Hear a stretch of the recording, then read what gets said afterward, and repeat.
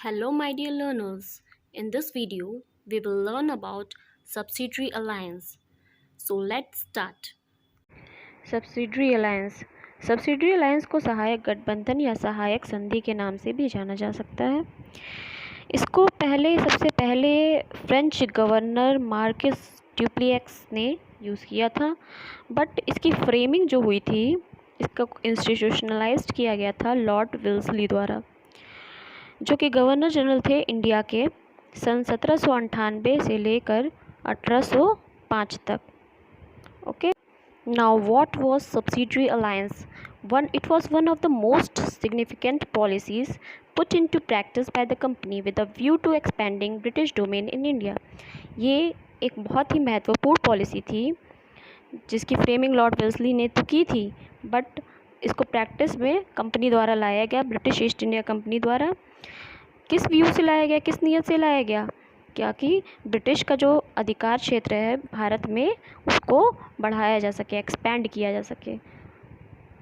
Now as per this policy a ruler had to, तो जो भी रूलर इस सब्सिडरी अलायंस पॉलिसी को साइन करते थे उन्हें कुछ नियम फॉलो करने होते थे, जैसे disband his own army and maintain British troops permanently at his cost और give some territory in lieu of it.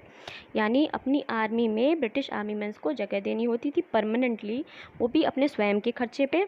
अगर वो ये खर्च नहीं उठा पाते थे या उन्हें पे नहीं कर पाते थे ब्रिटिश आर्मी मेंस को, तो उसके हट जाने में, उसके पेनल्टी में अपनी टेरिटरी का कुछ हिस्सा वो ब्रिटिश कंपनी को देना होता था उसे, अगर वो ब्रिटिश आर्मी मेंस को पे करने में असफल होता था वो रूलर।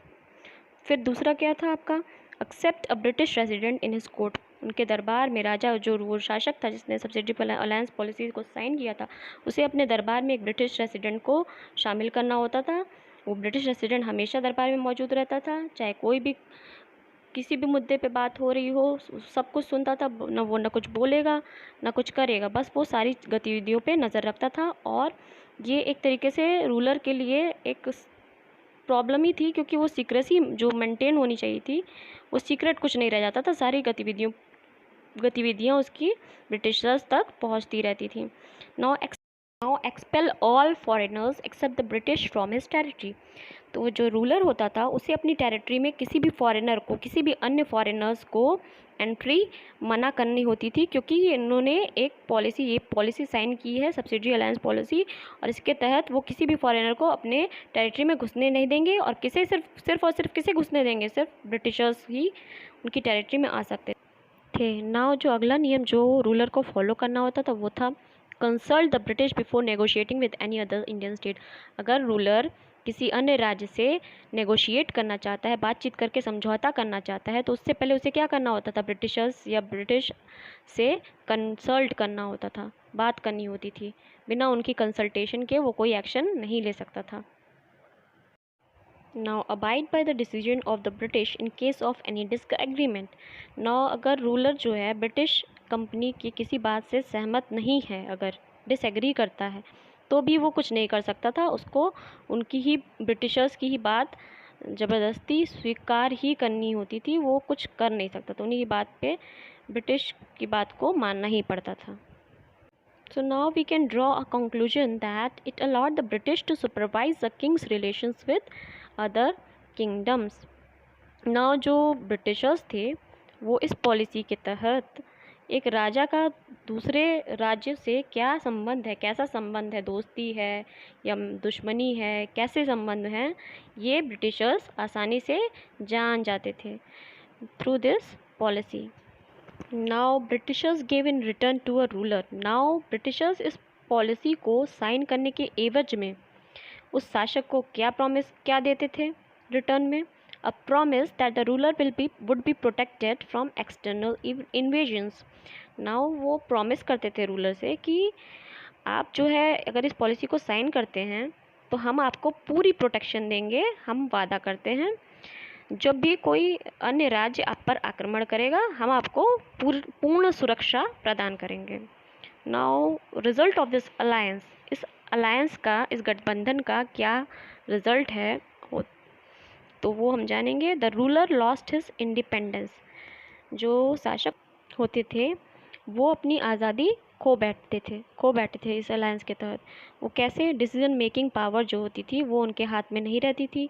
अल्टीमेटली उनको किस पर डिपेंडेंट होना होता था? ब्रिटिशर्स को। नाउ जो सेकंड था, the British secured the right to interfere in the internal affairs of the kingdom. अब ब्रिटिशर्स जो थे वो इंटरनल अफेयर्स, जो उनके किंगडम का जो इंटरनल मैटर होता था उसमें भी इंटरफियर करते थे बाद समय आने पे, और सहमति देनी पड़ती थी राजा को मजबूरी में, क्योंकि उन्होंने ये अलायंस साइन किया था। Now the British reserve the right to depose a ruler in case of any lapse on his part. Now जो ब्रिटिशर्स होते थे उनके पास ये अधिकार था कि किसी भी रूलर को वो हटा सकते थे अगर इन नियमों के पालन में, या अगर वो ब्रिटिश आर्मी में उसको पे करने में असमर्थ हैं, या कोई अपना राज्य का हिस्सा ना दे पा रहे हों, तो वो क्या करते थे? राजा के अधिकार था उनको कि वो उनका साम्राज्य, रूलर को हटा के उनका साम्राज्य अपने कब्जे में कर लेते थे। नाउ इस सब्सिडियरी अलायंस का बेस्ट एग्जाम्पल था नवाब ऑफ अवध, जो शुजा उद दौला थे उस समय 1801 में, सन 1801 में नवाब ऑफ अवध जो थे उस समय, शुजा उद दौला, वो जो है इस सब्सिडियरी अलायंस पॉलिसी के तहत अपना राज्य खो बैठे थे। Nizam of Hyderabad was also there.